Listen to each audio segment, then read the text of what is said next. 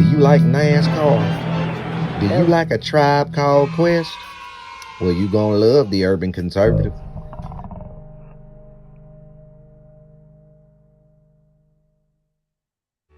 Do you like manwich and nachos? Well, then you'd love the Urban Conservative. Do you like guns? Do you like butter? Well, you're gonna love the Urban Conservative. Yo, what's good, son? You like pit bulls, say? You like solving Sudoku puzzles? Then you gonna love the Urban Conservative.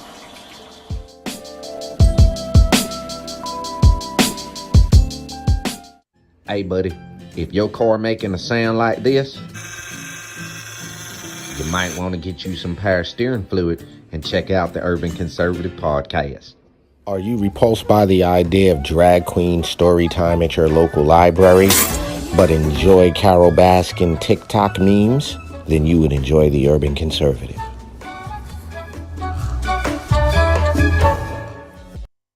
TV, bridging communities worldwide. We broadcast diverse international content from Europe, Asia, Africa, and now right here in the USA. Watch us via Roku on your smart TV. Submit your own content to 1530entertainmentllc@gmail.com. Download the Millennium TV app from the App Store to stream our shows anywhere, anytime. Millennium TV.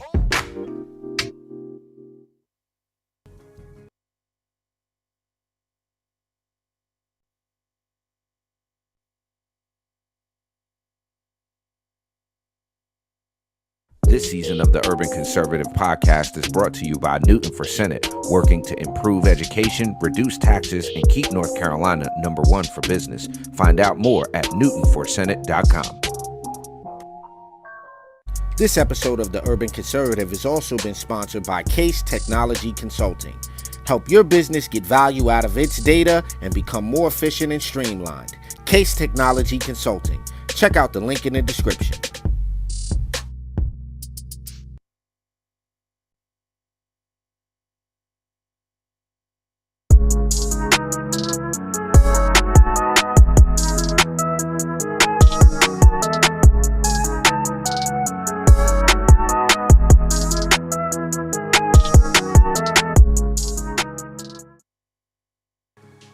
Top of the morning to you, ladies and gentlemen. Welcome to the show. I am Addul Ali. Good morning.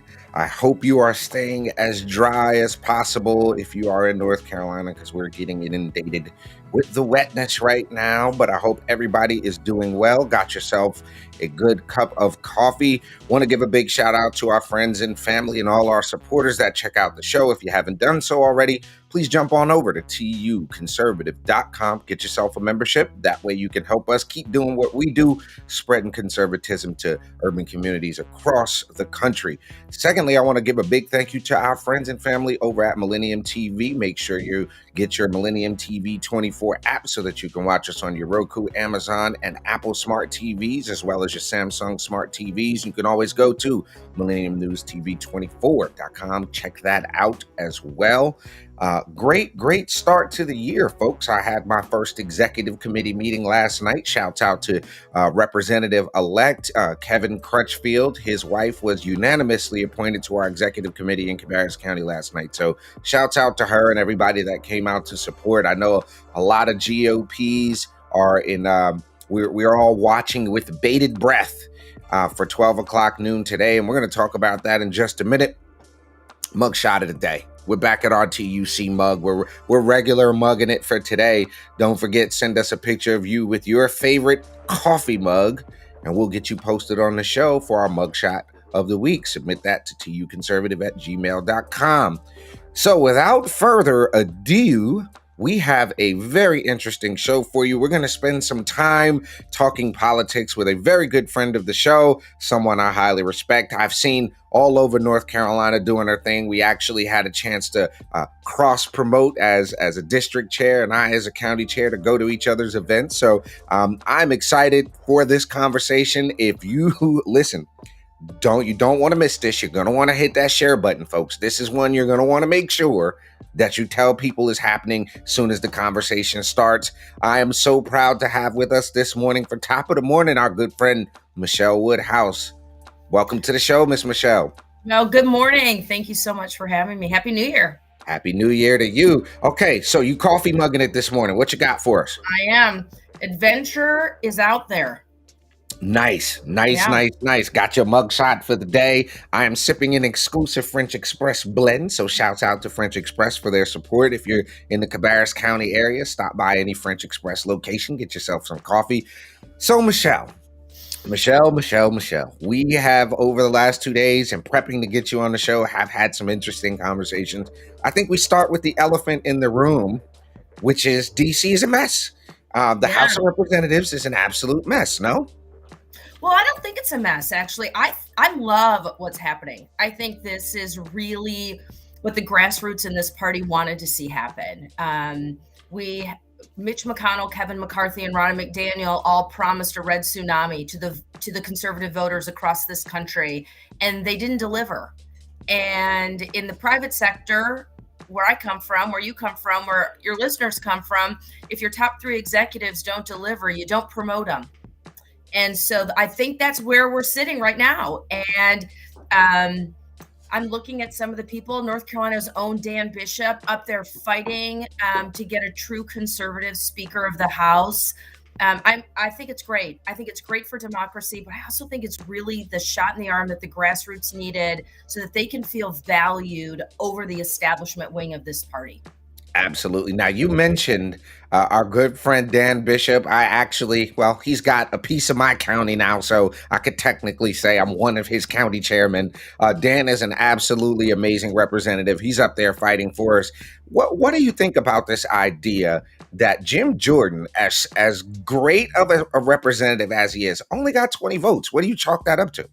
Well, it's kind of interesting because Jim Jordan got up on vote number 2 to nominate and throw his support publicly behind Kevin McCarthy. Jim Jordan has voted for McCarthy 3 times. And Jordan got up for the second vote and gave the nominating speech. And then Jordan picked up more votes than McCarthy picked up after that speech. So, what I'm looking for, and I think a lot of conservatives are looking for, is we want a wartime speaker. The Republicans have one chamber, and Mitch McConnell and the Republicans that just crossed over on that disastrous omnibus bill have really set the House up to fail at least through September anyway. I don't know how much they're going to be able to actually do. And Right. For someone who's fiscally conservative, talking to someone else who's fiscally conservative, talking to an audience that's fiscally conservative, seeing a 5,400-page bill with billions of dollars of pork in it, makes even my hair stand up. So I saw the other day, Mitch McConnell, as you mentioned him, he's hosting Joe Biden. I think it's today, actually. They're going to be hosting him, Joe Biden, and a Democrat governor. I think the Democrat governor of Ohio or one of them. I like your idea that this is kind of invigorating for the grassroots, but do you think it sends a signal at all that Republicans won't be able to get much done? There's going to be a lot of that circular firing squad this go around? Well, I think most people, if they were objective, looked and said Republicans can't probably get a lot done. There are segments of the population that want the House of Representatives to be uber focused on investigations. Investigate Hunter Biden's laptop, investigate Joe Biden, investigate the weaponization of the Department of Justice. And then there are other people out here that are, spending $100 for a bag of groceries and $60 still to fill up their gas tank, saying, I want you to fix the economy. I want you to close the border. I want you to do things that impact my every single day life. And so Republicans are going to have to find a balance. While I think the investigations are important, they're going to have to put policies in place that are going to quickly win over the American voters if we want to use this as a platform for victory in 2024. But I think what's happening in the House, what happened in the House yesterday, was energizing for the grassroots. I really do. And we'll see what happens today, because Kevin McCarthy has to get to 218. That's the magic number. He's at 202. He's got 20 against him right now, voting against him. He's got to win over 16 of those 20. And I don't know how he does that. I don't see What do you path. give him? What do you give him? Well, and I don't think people like Dan Bishop want something. This isn't a quid pro quo. And it's really frustrating for me to watch Newt Gingrich and other establishment talking heads on Fox News really personally attacking these 20, using words like crazy and radical. And someone yesterday, another Republican member of the House, called them terrorists in their behavior. That's divisive. When 20 conservatives are saying Kevin McCarthy is not the conservative leader that we want in the House based on working with him since 2009, I'm going to listen and pay attention when there are people like Dan Bishop, who I know is not going in there demanding anything from Kevin McCarthy. So I don't see a path to 218 for him.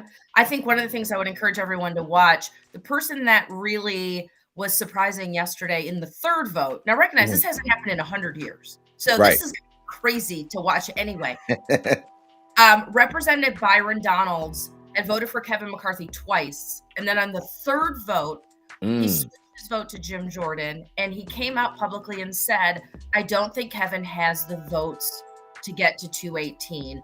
We've got to move in a different direction. So how many of the 202 that have been locked in on McCarthy jump in and say, you know what, this is an exercise in futility. We've got to get behind someone else, be it Jim Jordan, Chip Roy, Dan Bishop. North Carolina's own Patrick McHenry's name is out there as possible Speaker of the House. So I think, do I think it gets solved today? Probably not, but it's super fun to watch. Super fun to watch. Ladies and gentlemen, we are talking with Michele Woodhouse, former NCGOP 11th District Chair, Politico, and all-around cool individual who knows a lot about politics. You're watching Top of the Morning here on the Urban Conservative and Millennium TV 24. We're going to take a very quick commercial break, and we will be right back. Millennium TV, bridging communities worldwide. We broadcast diverse international content from Europe, Asia, Africa, and now right here in the USA. Watch us via Roku on your smart TV. Submit your own content to 1530entertainmentllc@gmail.com. Download the Millennium TV app from the App Store to stream our shows anywhere, anytime. Millennium TV. Just because you're black doesn't mean you have to vote Democrat. This year, in order to see benefits for our communities, we need to vote outside the box. Find out more by visiting us at tuconservative.com. Welcome back to Top of the Morning, ladies and gentlemen. We appreciate you being here with us. We hope you're having a fantastic morning so far. You've got yourself a cup of coffee, maybe some scrambled eggs and an English muffin. What's the Michele Woodhouse go-to breakfast? Coffee. Somebody said to me yesterday, said, do you drink a lot of water? I said, yes, I drink lots of water. I just filter it through coffee beans. There you go. Absolutely. So we've talked a little bit about the national scene, and again, I just got to give a big shout out to Dan Bishop, representing us here in North Carolina. Staunch conservative dude. We really appreciate everything that Dan's up there fighting for. He exposed a lot about what was in that omnibus bill, that monstrosity of a thing. Okay, so here's the thing, right? Here's my thing. I know they have staff, Michele. I know they pay people to be up there on staff, but how do you physically expect someone to read a 5,400 page bill with gosh knows how many addendums and additions to it, and then vote on it within a day or so? How do they expect people to? And this is I'm not just solely laying this at the feet of Democrats, because we've done it. The Republicans have done it. How do they expect that, and how do we fix that in DC? Well, it's such a great question, and I think it's really what's at the heart of the McCarthy situation. Because if you followed Chip Roy, and I know you do, and I love Chip Roy, congressman out of Texas. If your listeners and watchers aren't following Chip Roy, go to YouTube and make a new coffee because you'll be there for hours just watching him. He is the real deal. But they're really pushing for changes in rules so that Right. that can't happen. So you're voting on single issue bills that you have more than 72 hours to read a bill. And I, to your point, we can't just lay it at the feet of Democrats. There are Republicans that voted for that omnibus bill in the Senate, led by Mitch. They voted for it and they didn't read it. I think what they read for is what kind of pork is going to come into my state. What do I get out of this? That's what they're reading for. That's the highlight reel for most of them, unfortunately. And it's not about what that bill or a bill like that is going to do to our country. So I think that's, to your point, you and I both think it's common sense. Give me a bill that I can read, that I can understand, that focuses on one thing. And if we're going to put in place a bill coming out of the Senate that's going to keep the government open, right? It's a government budget bill. It shouldn't be sending money to a gay rights Peace Corps outreach in Los Angeles, or building a bridge to protect squirrels in Eastern North Carolina, or whatever other nonsense is in there. We saw it with infrastructure. 19 Republicans crossed over and voted on an infrastructure bill that had 3% infrastructure in it. Don't even call it an infrastructure bill. That's not an infrastructure bill. That's not it. And those 19 Republicans that crossed over set the Biden agenda in process for the last 2 years. That was the first domino that fell. And this is why I keep coming back to why I think yesterday was so good for America and Americans, is people are tired of that nonsense over and over and over again. And they want something different. So, I think give shout outs. If your member of Congress is supporting someone other than Kevin McCarthy, give them a shout out. If they aren't, call their office and tell them what you want them to do, because this is an opportunity for constituents really to be heard. Excellent. So one other thing on, because we're going to switch here to some more North Carolina stuff. One thing, I talked to somebody the other day, and that very thing came up about that infrastructure bill and how about 3% of it. I said, look, you can't go to the supermarket and buy something that has 3% juice and call it juice. It's not juice. It might be a flavored beverage. It might be a drink flavor, but that, unless it says 100% juice on it, it ain't juice. And that they were like, oh, you've got a point. So here in North Carolina, we have got a veto-proof majority in the Senate. We've got all but what they're calling a functional majority in our state house. Obviously with the Roe versus Wade decision coming down, with the current Moore versus Harper situation in front of the Supreme Court. At a high level, what do you think you're going to see coming out of the North Carolina state legislature this cycle? Well, let's talk about two things. What do I think I'm going to see? What do I hope I see? Because I think they're two different things. What I think that we'll see come out of the General Assembly will be Medicaid expansion. I think the House will take it up in some form or fashion, not what the Senate sent over. I do think we've got some really strong conservatives that are hard-nosed, that are new into the Senate, Bobby Hanig, Tim Moffitt. So I'm really looking to conservatives to stand firm and block Medicaid expansion. We'll see if that happens. I think medical marijuana is being pushed through the Senate. Let's see what that does in the House. But I think they closed out the short session with those two top issues. So let's see what happens next steps. But I do think those are top issues. Unfortunately, to me, I think the two top issues that I want to see coming out of the General Assembly are a Born Alive bill and a transgender sports bill. And I bring those up because I think they're so critically important to what's really happening in the state of North Carolina right now. When we look at our conservative neighbors, South Carolina, Tennessee, Alabama, places in the Southeast that have taken their General Assembly has put in place either a 12 or 15-week abortion ban, a heartbeat bill, some type of state reaction to the Roe v. Wade situation. Now North Carolina has sadly become an abortion destination state. We're up over 20%. More abortions are performed in the state of North Carolina than any state in the Southeast since the Dobbs case. So I'm looking to the General Assembly to stop that, to put forth legislation that is going to change us from a 20-week abortion state to a heartbeat or less than 12 weeks, and a transgender sports bill. We've got to stop these boys playing sports with girls. Yeah, I saw something the other day, a wrestling match. I'm gonna call it what it is. This boy that think he's a girl injured this little girl. You know, she's been in wrestling 10 years, and to have this one match where she gets slammed a certain way and breaks her clavicle, whatever this bone is, right? Yeah, broke. Would have never happened if she was wrestling a biological female. So I think you're right. I think that's an important issue. One of the things we know that's coming up as you look at the makeup of the General Assembly, these folks are going to have to take up some important issues going into that. And a big part of that is going to be the governor's race and some other things. So we're going to take a quick commercial break. We want to talk about 2024 on the horizon for Republicans. You're watching Top of the Morning here on Millennium TV and the Urban Conservative. Don't go nowhere. We'll be right back.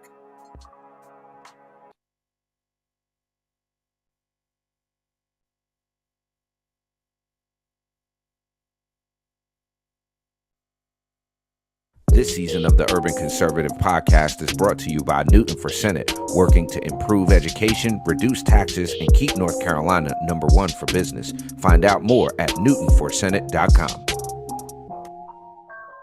This episode of the Urban Conservative has also been sponsored by Case Technology Consulting. Help your business get value out of its data and become more efficient and streamlined. Case Technology Consulting. Check out the link in the description.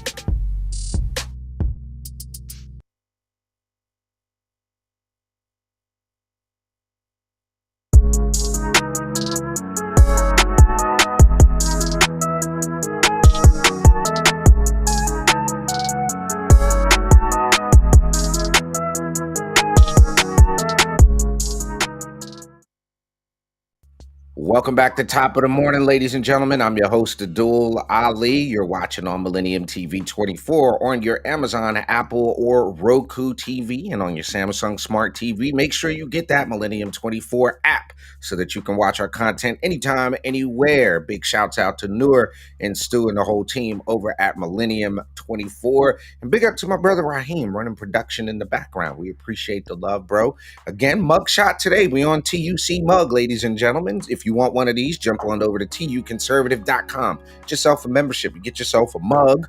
We're kicking it with Michele Woodhouse this morning. Y'all know I covet the interview space on my show, so it's got to be real if I got somebody on. Michele, thanks for being with us. We've talked a little bit about national stuff. We dove into some stuff we're going to see in North Carolina, but here's the big question. We've got 2024 looming. You've got former President Trump has already announced his intention. You've got people hoping Ron DeSantis gets into it. What are your thoughts about Roy Cooper running for president? And let me preface this with this.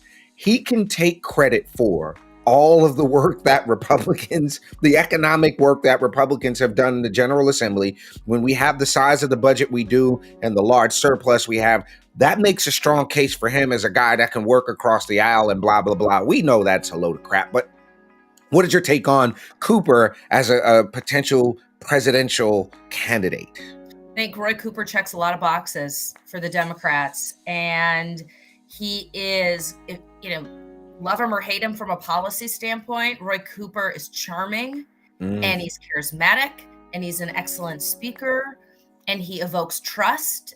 We saw it during COVID when every day he stood at that political pulpit and said he was saving, grandma and protecting North Carolinians. To your point, he'll take all the credit for the balanced budget, for #1 business state in the country, a surplus, businesses growing here, 160 people a day moving to North Carolina. He'll take credit for all of it.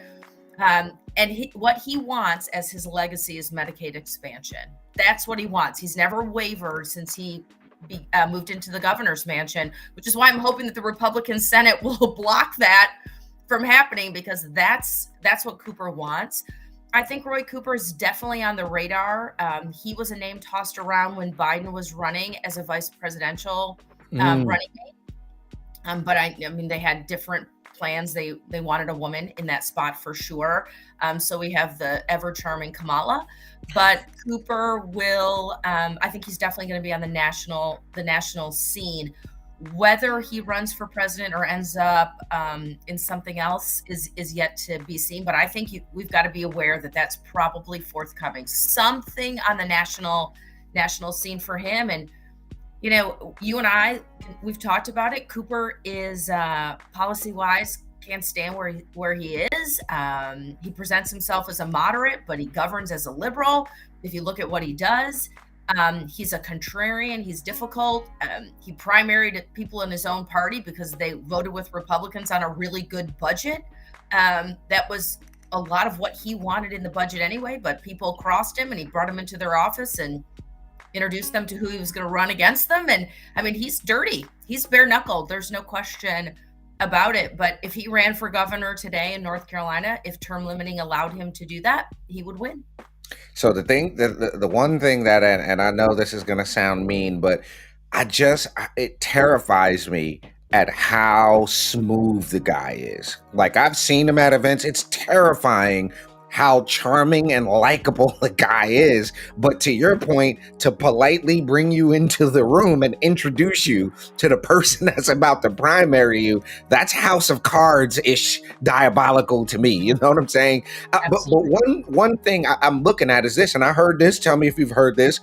What would it look like to have a Roy Cooper, Raphael Warnock ticket? Yeah, I haven't heard that one. I think Gretchen Whitmer's probably the one to look at because Michigan is for sure a swing state and a critical win for Democrats in a nationwide race. Funny story, Gretchen and I were sorority sisters in college at Michigan State. Wow. Yeah. So, but I think that's probably one to look for. I don't think Democrats will run two men. I just don't think they're so focused on gender identity. Yeah. They're so focused on wokeness. They're going to want someone who checks more boxes than Warnock checks. So I think they're going to look for someone who's a lot more diverse than Warnock. And candidly, I think Warnock likes a microphone too much. If Roy Cooper's running for president, he's not giving that microphone to anybody. They will definitely be second on the ticket, and there'll be no question about the pecking order. I know that's right. Right. And, it's going to be fascinating. Democrats, who do they run? Because they can't run Kamala. If they run Biden again, we'll take it all day if we've got the right person. But what we saw, I think, in 22 tells us that the American voters don't hold Joe Biden accountable for anything. They don't hold him accountable for the disaster at the border. They don't hold him accountable for the disastrous economy. They don't hold him accountable for crime. They don't hold him accountable at all. They still think some Democrats did a great job of positioning their message that we're still trying to clean up from Trump. And this is all still a result of COVID. And, so it's going to be really, really fascinating to see what happens in 24 on the national scene. Whomever Republicans put at the top of that ticket. And I think we're going to have, sadly, a bloody knuckled primary with a whole lot of people in it. And I think it'll get nasty.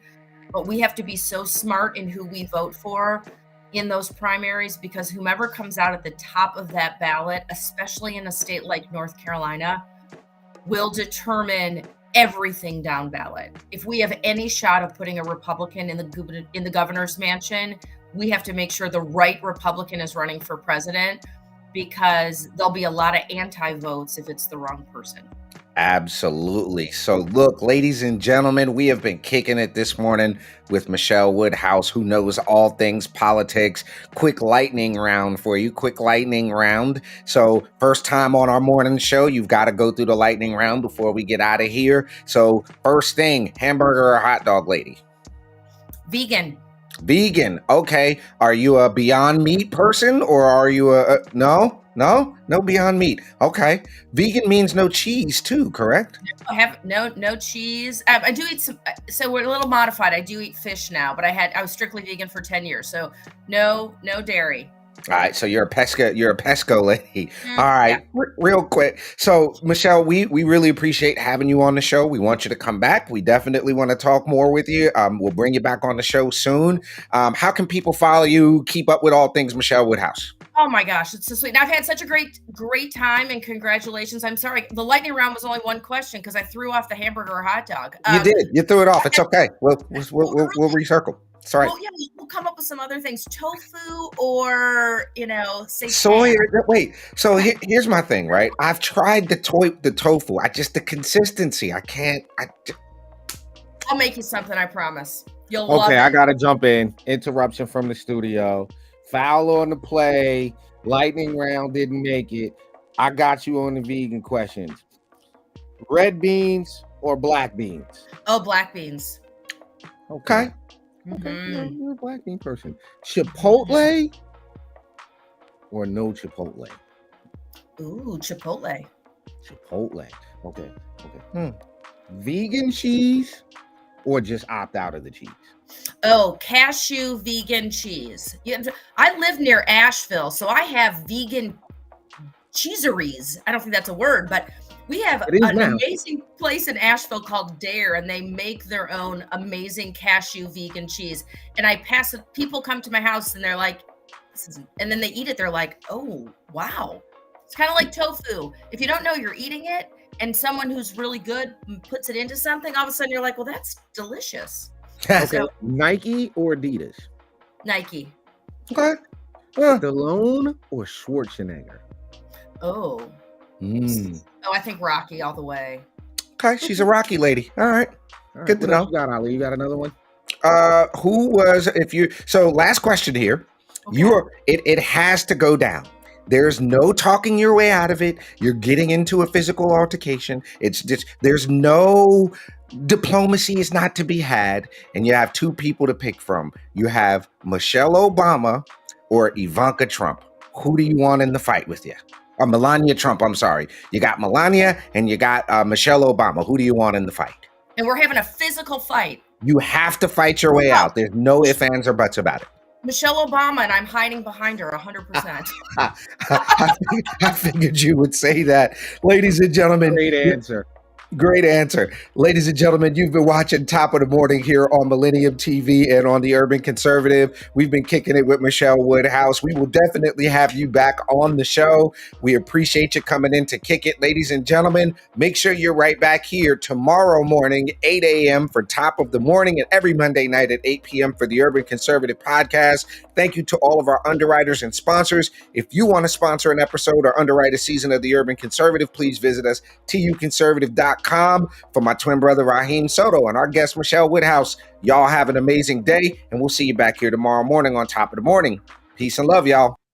Millennium TV, bridging communities worldwide. We broadcast diverse international content from Europe, Asia, Africa, and now right here in the USA. Watch us via Roku on your smart TV. Submit your own content to 1530entertainmentllc@gmail.com. Download the Millennium TV app from the App Store to stream our shows anywhere, anytime. Millennium TV.